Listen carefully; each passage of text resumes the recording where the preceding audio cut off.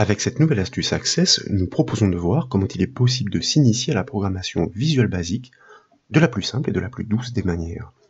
Nous savons déjà créer des macros pour réaliser des actions, mais aussi des traitements sur des formulaires et sur des données de table. Et dans certains contextes, ces macros peuvent être convertis automatiquement en code VBA. C'est une très bonne façon de découvrir les objets de programmation pour comprendre le fonctionnement, les imbrications et interactions. Pour la découverte du code VBA au travers de cette astuce, nous avons besoin d'une base de données hébergeant déjà des actions de macro. Bien sûr, cette base, comme toujours, est offerte au téléchargement depuis le site bombash.fr. Le volet de navigation sur la gauche de l'écran indique que cette base est constituée d'une table, d'une requête et d'un formulaire. Nous allons bientôt exploiter ce dernier, mais avant cela, une découverte s'impose. En haut de la fenêtre Access, tout d'abord, je vous invite à cliquer sur l'onglet Créer pour activer son ruban. Puis, tout à fait à droite de ce ruban, plus précisément dans la section macro et code, nous allons cliquer sur le bouton macro. Nous basculons ainsi dans l'éditeur de macro Access. Nous nous apprêtons à créer une macro générale et non une macro incorporée, comme celle que nous avons déjà conçue, se déclenchant par exemple au clic sur un bouton de formulaire. Une liste déroulante se propose naturellement et l'offre des actions de macro qu'il est possible d'empiler les unes sous les autres. Et si vous consultez la section Outils du ruban Création, vous notez la présence d'un bouton offrant la possibilité de convertir ces actions de macro dans le langage Visual Basic Access. Maintenant, je vous propose de fermer cette macro en cliquant sur la croix de son onglet. Fort de cette découverte, nous allons pouvoir entreprendre de déchiffrer le langage VBA au travers d'une macro réalisant déjà des traitements spécifiques. Le formulaire F-inscription est un formulaire abouti. Nous l'avons conçu à l'occasion d'une succession d'astuces précédentes. Après quelques vérifications d'usage, il permet d'insérer les données renseignées dans la table utilisateur, l'unique table de cette base. Suite à cela, il se charge de vider les zones de texte pour réinitialiser l'interface d'inscription. Toutes ces prouesses, il les réalise naturellement en s'appuyant sur des actions de macro. Poursuivons donc dans le volet de navigation. Cette fois, je vous invite à cliquer droit sur le formulaire F-inscription, puis dans le menu contextuel, à choisir le mode création. Nous basculons ainsi dans la vue en conception du formulaire. Je vous propose de cliquer sur le bouton Valider pour le sélectionner, et puis nous allons activer l'onglet événements de sa feuille de propriété. Vous notez effectivement la présence d'une macro incorporée associée à son événement au clic. Donc nous allons cliquer sur le petit bouton qui se propose naturellement sur la droite afin de basculer dans l'éditeur de macro Access. Et comme vous pouvez le voir, les actions de macro s'enchaînent et elles sont plutôt nombreuses. L'imbrication tout d'abord des 3 instructions conditionnelles si permet de tester que le formulaire est bien renseigné, que l'utilisateur n'est pas déjà inscrit et que la paire identifiant mot de passe n'est pas déjà empruntée par quelqu'un d'autre. L'action ouvrir requête un peu plus bas appelle la requête ajout qui se charge d'insérer les données du formulaire dans la table. Et puis les actions définir propriété qui sont situées encore un peu plus bas permettent simplement de vider les zones de saisie pour réinitialiser le formulaire. Il est forcément intéressant de voir comment tout cela se formalise dans le langage VBA.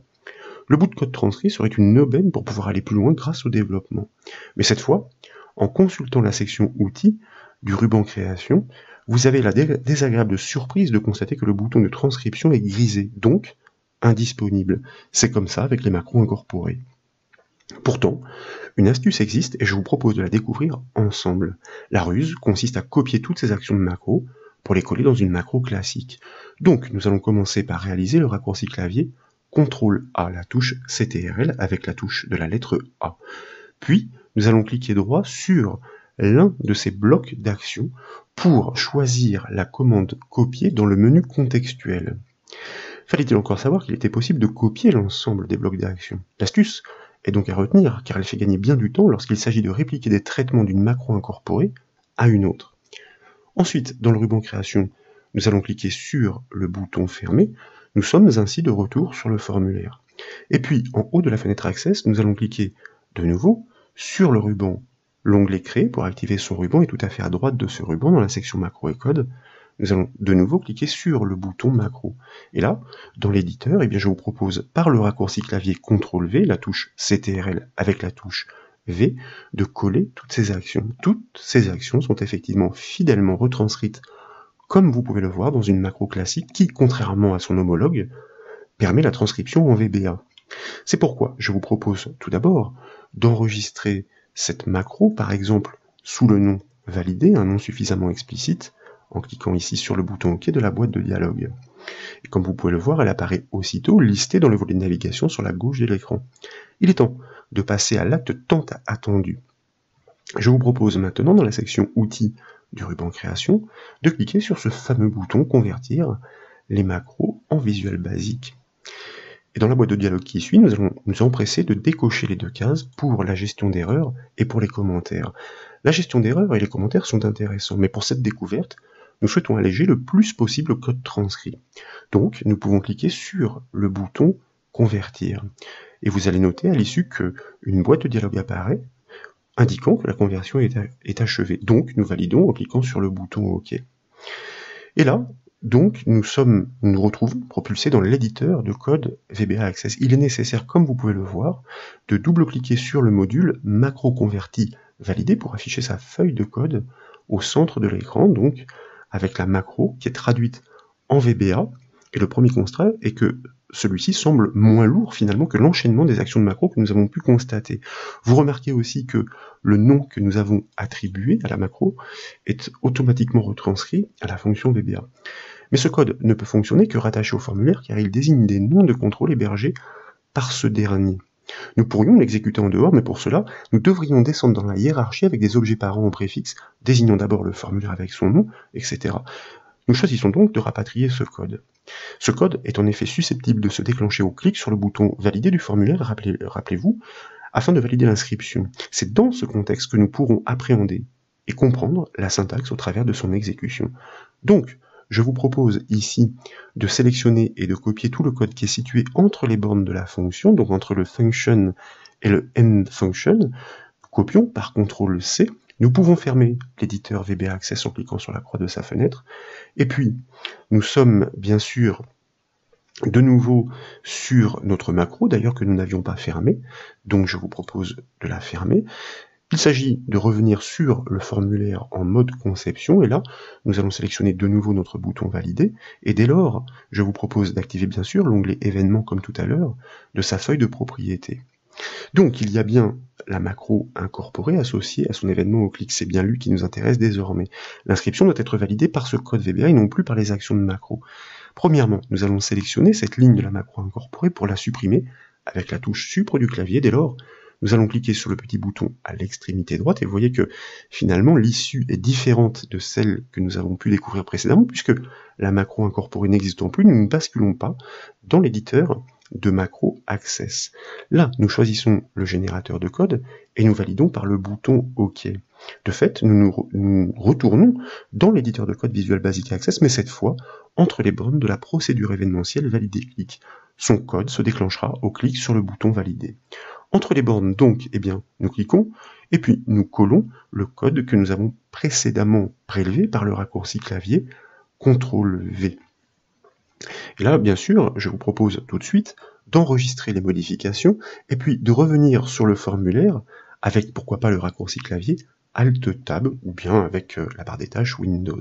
Nous allons l'enregistrer à son tour de manière à bien mettre à jour le lien entre le bouton valider et désormais la procédure événementielle qu'il est susceptible de déclencher. Et nous allons maintenant exécuter le formulaire avec la touche F5 du clavier et sans renseigner le moindre champ, je vous propose de cliquer sur le bouton valider. Le code VBA transcrit semble très bien fonctionner. Tous les renseignements sont effectivement obligatoires, donc l'inscription ne peut être validée. Par le jeu des imbrications conditionnelles que nous avons constaté tout à l'heure, les tests sont effectués avant de déclencher la requête insertion. Et comme vous pouvez le voir, une boîte de dialogue apparaît. À l'origine, elle est déclenchée par l'action de macro zone message, traduite en VBA par la fonction msgbox. Et dans notre code, c'est la branche else de la première instruction if qui est déclenchée, soit la dernière branche else. En effet, le premier test consiste à vérifier que tous les champs sont correctement renseignés. Je vous propose donc de cliquer sur le bouton OK de cette alerte, dans le ruban accueil de cliquer sur la flèche du bouton affichage, dans la liste des propositions, de choisir le mode création, et puis de revenir dans l'éditeur de code Visual Basic Access.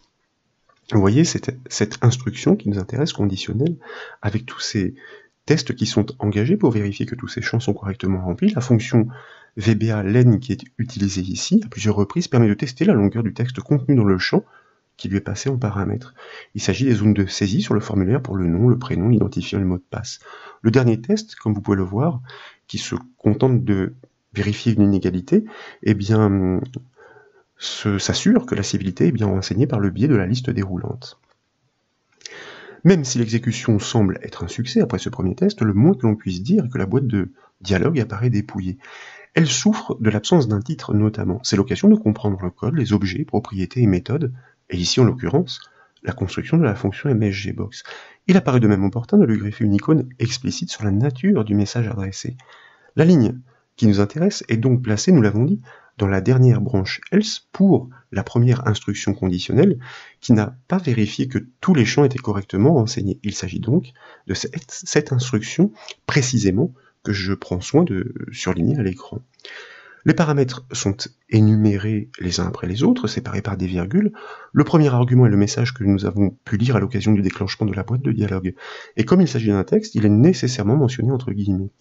Le deuxième argument concerne le type de bouton, et ici avec la valeur VBOKOnly, seul le bouton OK est proposé, ce qui est logique dans ce contexte.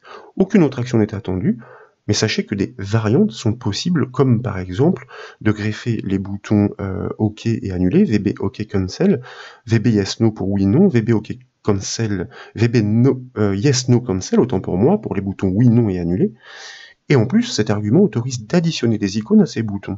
Et le terme d'addition est le bon. Nous allons le comprendre. Les quelques valeurs suivantes sont possibles. VB critical pour une icône rouge d'arrêt critique, VB question, VB exclamation et VB information pour, eh bien, tout simplement une indication adressée à l'utilisateur. Forme d'icône en couleur.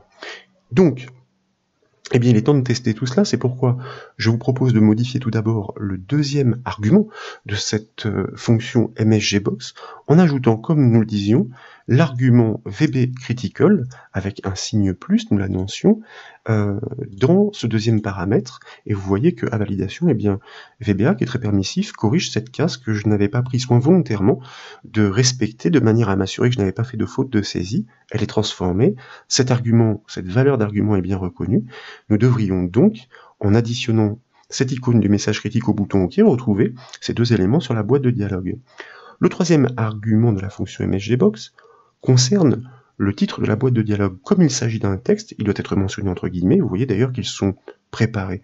Et là, je vous propose, par exemple, d'ajouter l'indication suivante, suffisamment explicite pour l'utilisateur, inscription non conforme, et naturellement d'enregistrer les modifications.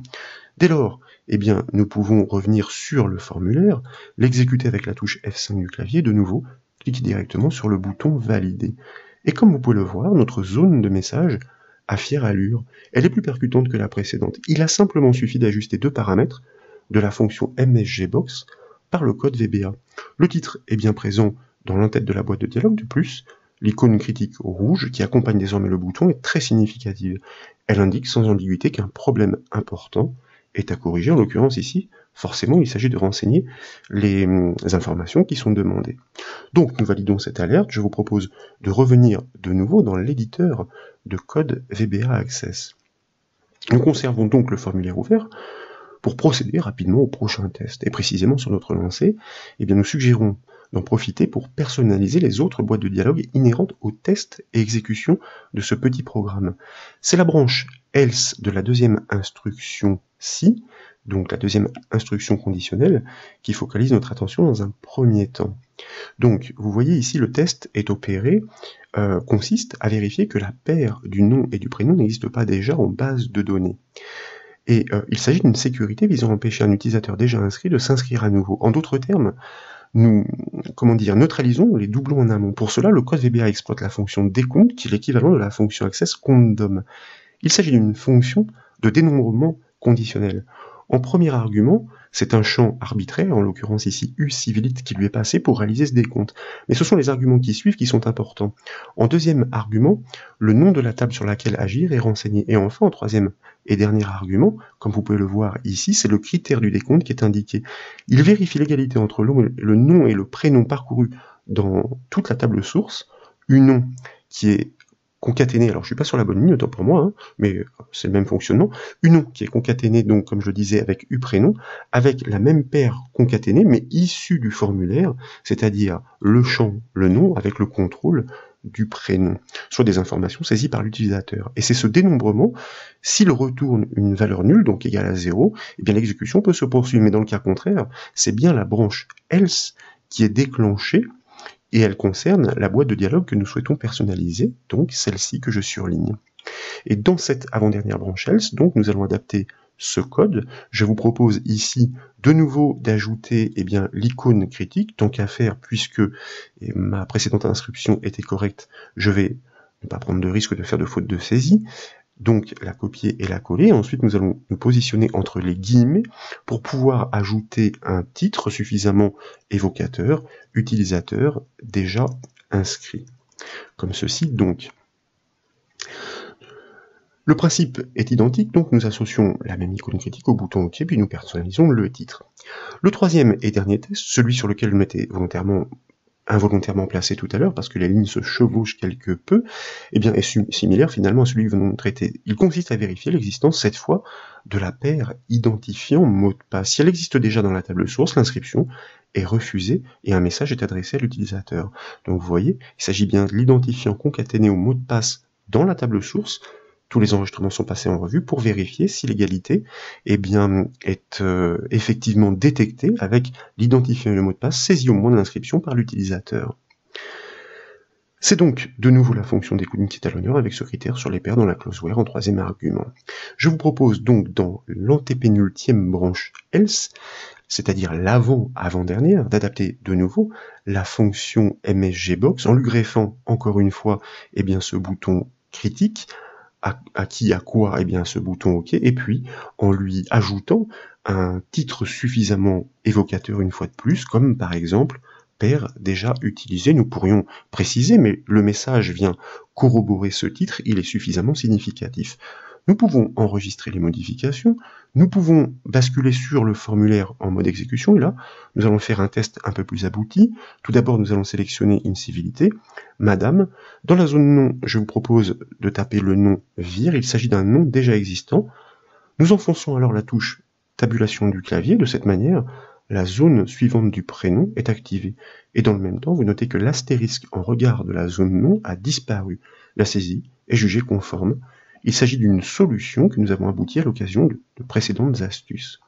Dans la zone prénom, nous allons saisir le prénom Sacha, puis nous allons valider avec la touche tabulation du clavier. L'utilisateur Sacha Vir, nous l'avons dit, existe déjà en base de données. C'est l'occasion de tester le déclenchement de la deuxième instruction conditionnelle du code VBA. Mais avant cela, dans la zone identifiant, je vous propose de saisir un code numérique sur au moins 6 caractères, comme par exemple 125, ensuite 678, et puis dans la zone mot de passe, nous allons taper le mot de passe suivant, la lettre A en majuscule, la lettre Z en majuscule, le chiffre 2 ensuite, le chiffre 5 et la lettre E en minuscule. Puis, dans l'enchaînement, je vous invite à cliquer sur le bouton valider. Le formulaire étant complètement renseigné, c'est bien la boîte de messages, comme vous pouvez le voir du deuxième test, qui se déclenche cette fois. Et bien sûr, elle est parée des personnalisations que nous lui avons apportées. Je vous propose de cliquer sur le bouton OK pour désactiver cette alerte qui indique explicitement que cet utilisateur existe déjà. Et maintenant, puisque ce test est concluant, donc que notre transcription de code VBA est tout à fait fonctionnelle, en tout cas jusqu'à ce stade, je vous propose de remplacer le prénom Sacha par le prénom Marie, de valider avec la touche tabulation du clavier par exemple. Ainsi, nous savons que la concordance des paires, en tout cas sur l'utilisateur, n'existe plus. Et puis, dans la zone identifiant, cette fois, je vous propose de taper le code suivant, 988 223. Avec la touche tab, nous allons nous rendre directement dans le mot de passe, et là, strictement, nous allons saisir la lettre A en majuscule, la lettre H en majuscule, la lettre A en majuscule, le nombre 88 et puis la lettre J en minuscule. Volontairement, cette paire existe déjà, et vous pouvez le constater si vous ouvrez la table utilisateur. Il s'agit d'ailleurs du dernier enregistrement de mémoire. Nous pouvons cliquer sur le bouton validé pour procéder à l'inscription. Cette fois, c'est bien la branche else du troisième test qui se déclenche. Les deux premiers ont été validés sans encombre. Le formulaire est correctement rempli, il n'y a pas de paire existante sur le nom et le prénom, mais comme cette paire identifiant mot de passe est déjà empruntée, l'inscription est refusée de nouveau. Donc nous pouvons cliquer sur le bouton OK pour neutraliser l'alerte et nous pouvons revenir dans notre code VBA Access. Il nous reste une dernière zone de message à personnaliser. Cette fois, l'indicateur est positif. Vous voyez, il s'agit de ce message box là qui est en plein milieu du code. Il s'agit de la branche alors de la triple vérification conditionnelle. Lorsque les 3 premiers tests ont été tombés avec succès, plusieurs traitements sont entrepris, dont l'inscription des informations dans la table utilisateur. Et à ce titre, un message de confirmation, donc celui d'AMEM, est adressé. Il convient cette fois de lui associer une symbolique positive. C'est la raison pour laquelle nous nous plaçons juste devant le bouton OK, VB OK Only, et là, je vous propose de taper la valeur VB Information avec le symbole plus, puisque nous additionnons donc cet indicateur, cette icône graphique avec le bouton OK. Et bien sûr, nous en profitons là aussi pour ajouter un titre personnalisé, comme par exemple inscription validée avec succès. Et nous pouvons enregistrer, bien entendu, les modifications. C'est l'icône informative que nous greffons au bouton OK dans la boîte de dialogue. Plus aucune tentative critique n'est à signaler. Le message doit confirmer l'insertion des informations saisies dans la table source, une fois encore, avec une symbolique qui est plus rassurante. Je vous propose donc, après avoir enregistré, de revenir sur le formulaire en mode exécution. Et là, nous allons modifier le mot de passe, ou plutôt, tiens, pourquoi pas, l'identifiant avec le dernier chiffre, le 3 que nous remplaçons par le chiffre 4. Ainsi, nous créons une paire unique et puis nous pouvons cliquer sur le bouton valider. Et comme vous pouvez le voir, dans un premier temps, c'est bien le message de confirmation personnalisée qui apparaît. Et à ce titre, vous notez le rôle de l'icône d'information bleue, beaucoup moins agressive et donc plus rassurante. Mais si vous cliquez sur le bouton OK, une erreur surgit.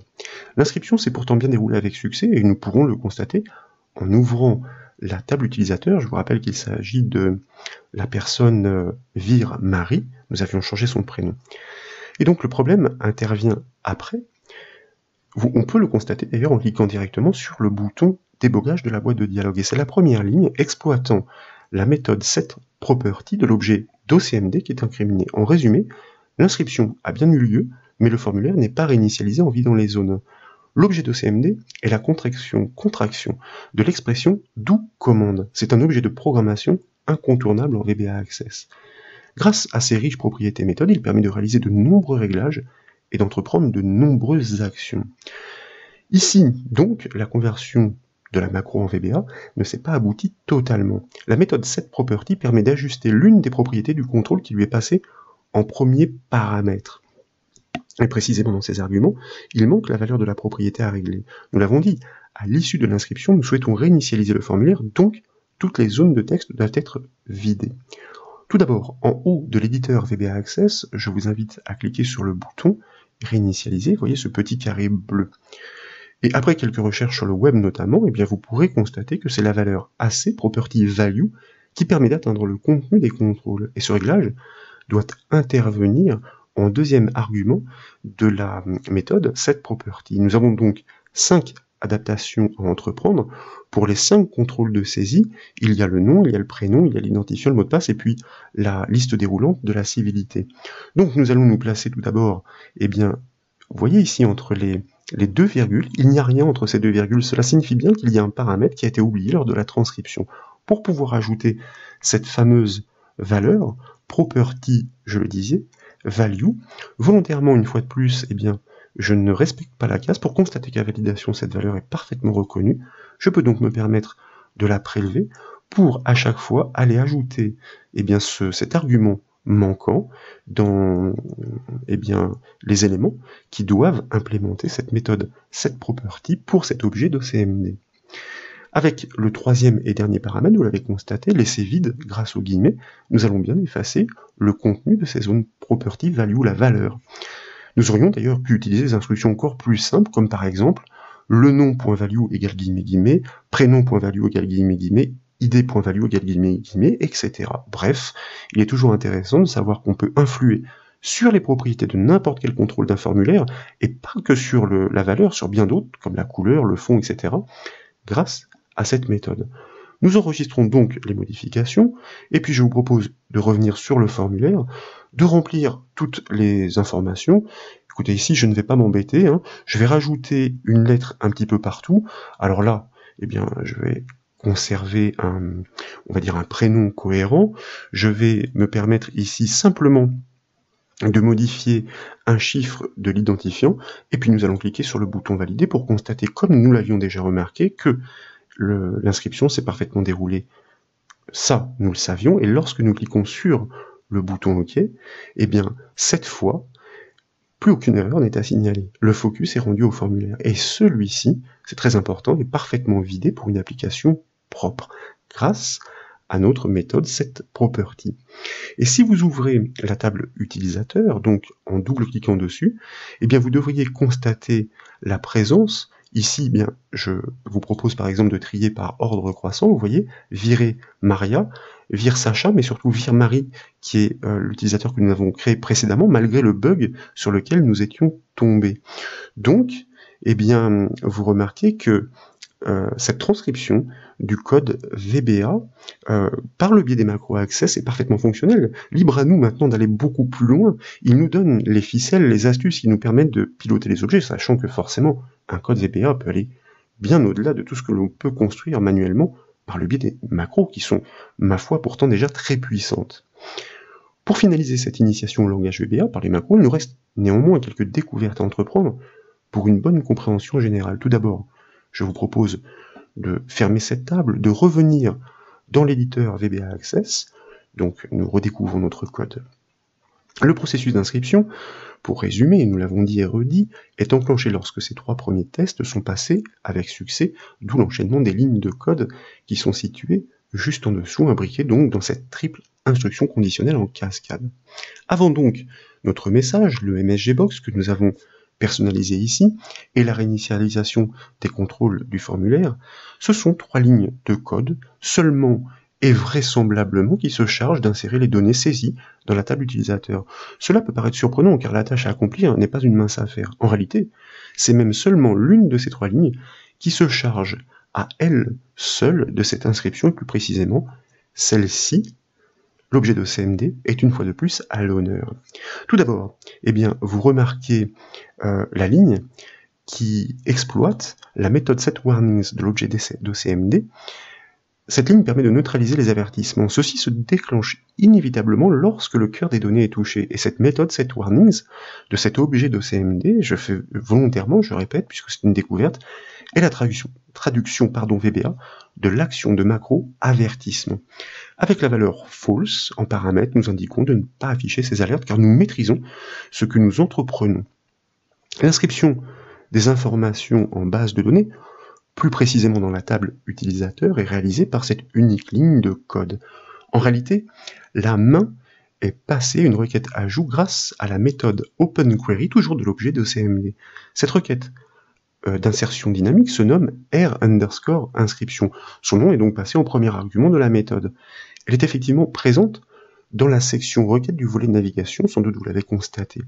Nous l'avons conçue à l'occasion d'une précédente astuce, et au moment de l'appel par le code VBA, elle se charge de récupérer les informations saisies dans les contrôles du formulaire pour les insérer dans la table utilisateur. Les 2 autres paramètres de la méthode OpenQuery sont facultatifs. La vue normale, assez view normale, importe peu, puisqu'une requête action est exécutée en tâche de fond. Il en va de même d'ailleurs pour le mode de lecture, assez read-only. Enfin, la 3e ligne est étonnante. Comme vous pouvez le constater, BIP, il s'agit d'une fonction qui ne requiert aucun paramètre. Son nom est d'ailleurs très évocateur. Elle émet un signal sonore pour attirer l'attention de l'utilisateur au moment de l'affichage du message de confirmation. Et si vous enlevez cette ligne, le signal disparaît sans nuire au bon déroulement du processus d'inscription, cela va de soi. Pour terminer, et c'est important, vous notez une construction particulière qui chapeaute l'ensemble du code. Il s'agit du block with code context object. Nous l'avions découvert et expliqué à l'occasion de l'apprentissage du langage VBA pour Excel. Ce type de bloc permet d'optimiser le code pour lister toutes les propriétés et méthodes d'un même objet, et même tous les objets enfants d'un objet parent. C'est le cas ici. L'objet parent, code context object, donc, En fait, si vous voulez, c'est une sécurité issue de la transcription des actions de macro. Souvenez-vous, nous avons déplacé des actions encapsulées pour les traduire grâce à une macro généraliste. Cet objet désigne, comme son nom l'indique, le contexte, soit le formulaire parent. Il n'est donc pas nécessaire ici. Le formulaire est implicitement désigné puisque nous avons rattaché, nous codons dans les bornes d'une procédure, elle-même associée à l'un de ces contrôles validés underscore click. Donc nous allons supprimer cette première ligne dans un premier temps, et tout en bas du code, nous devons supprimer sa borne de clôture, le end with, qui l'englobe, comme ceci. Mais ce n'est pas tout. Les objets enfants ont donc été mentionnés avec un point en préfixe pour descendre dans la hiérarchie, comme nous le faisons ici avec un objet d'OCMD .openQuery pour appeler la méthode, ou pour appeler des propriétés, ou pour appeler des objets enfants. Et vous voyez que ces points sont bien situés en préfixe de chacun des noms de contrôle du formulaire. Nous supprimons donc le point devant le contrôle qui se nomme le nom, devant celui qui se nomme prénom, ensuite devant celui qui se nomme ID, bien entendu devant celui qui se nomme MP, et enfin devant celui qui se nomme Sieve. Ces manipulations peuvent paraître anodines, mais finalement, que sommes-nous en train de faire? Eh bien tout simplement, nous sommes en train d'épurer le code pour y voir plus clair, il s'agirait naturellement de le commenter. Nous pouvons enregistrer, nous pouvons revenir sur le formulaire en mode exécution, et là, très rapidement, je vous propose de faire un test. Vous voyez que je ne m'embête pas. L'identifiant doit être codé, nous l'avons dit, exclusivement avec des chiffres sur au moins 6 chiffres, et le mot de passe, lui, doit être alphanumérique, c'est-à-dire composé de chiffres et de lettres de l'alphabet, mais seulement sur 5 caractères. Et au clic sur le bouton valider, vous constatez qu'une fois encore, malgré ce petit nettoyage de code auquel nous avons procédé, eh bien que le traitement est parfaitement fonctionnel et une fois encore, ces interventions étaient utiles puisque nous avons nettoyé et épuré ce code. Et puis, une fois de plus, vous constatez que l'utilisateur est parfaitement inscrit en table de base de données. Voilà donc pour cette nouvelle astuce Access, j'espère qu'elle vous a plu. Si c'est le cas, comme toujours, je compte sur vous pour mettre un petit j'aime à la vidéo, et comme vous le savez, vous pouvez retrouver toutes les astuces et formations sur le site bombache.fr. Je vous remercie.